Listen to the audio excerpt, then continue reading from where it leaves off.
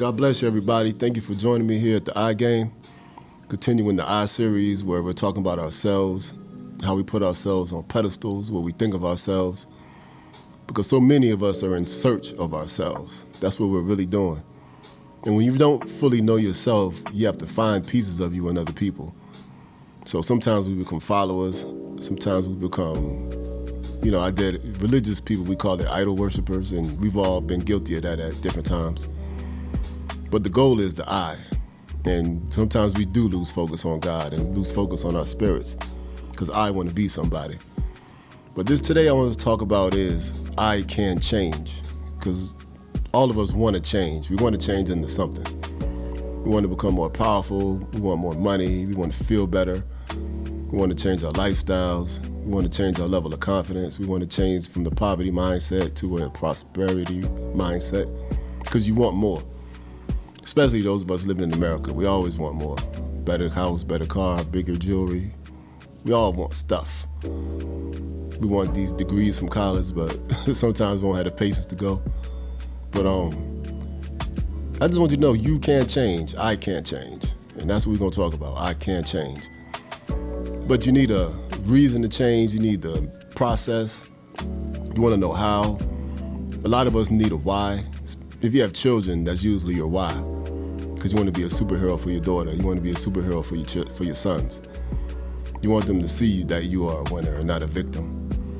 So matter of fact, I'm going to read this one scripture and then we're going to talk about it. Colossians 1:13. Because it all begins and ends with God. Like, we can't get away from that. And for those of you that follow the show, you know I'm going to talk about Jesus sooner or later, because that's the source. He has delivered us from the power of darkness and conveyed us into the kingdom of the Son of his love. The power of darkness, that's what keeps us in this poverty mindset. The power of darkness, that's what kills our confidence. The power of darkness, that's what leads us to live lifestyles that are beneath what you can do. So you live an entire life underachieving instead of overachieving. Like, there was a few years in my life when my lifestyle kept me down. I was negative about everything. Every word that came out of my mouth was, I don't give a F. And my cousin kept checking me on it. And he kept saying, he's like, yo, Derek, every 5 minutes you say that, I don't give a F.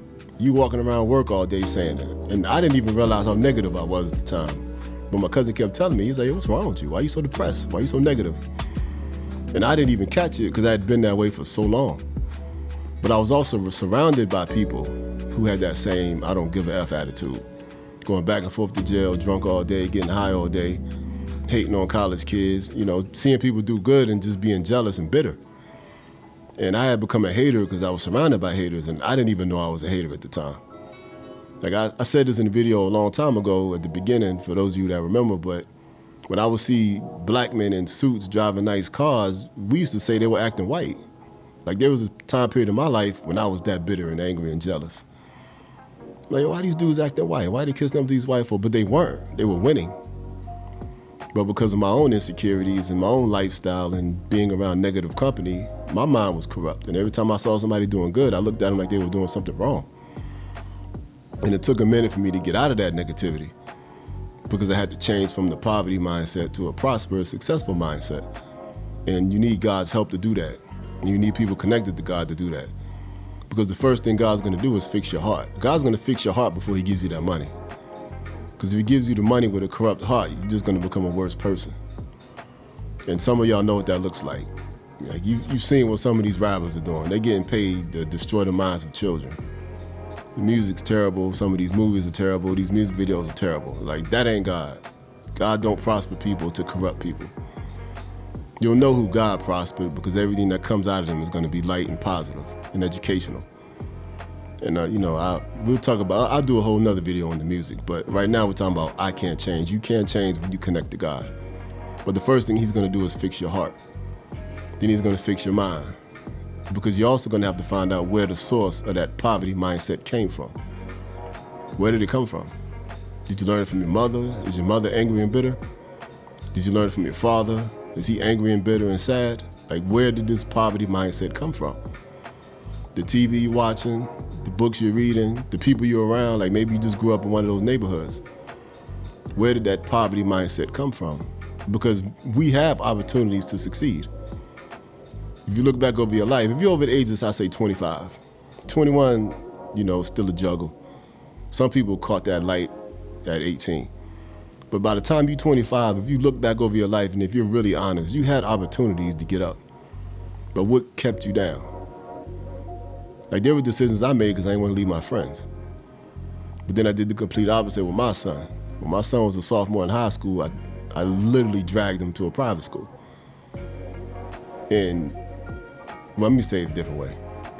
I taught him the value of both decisions because he didn't want to leave his friends in public school.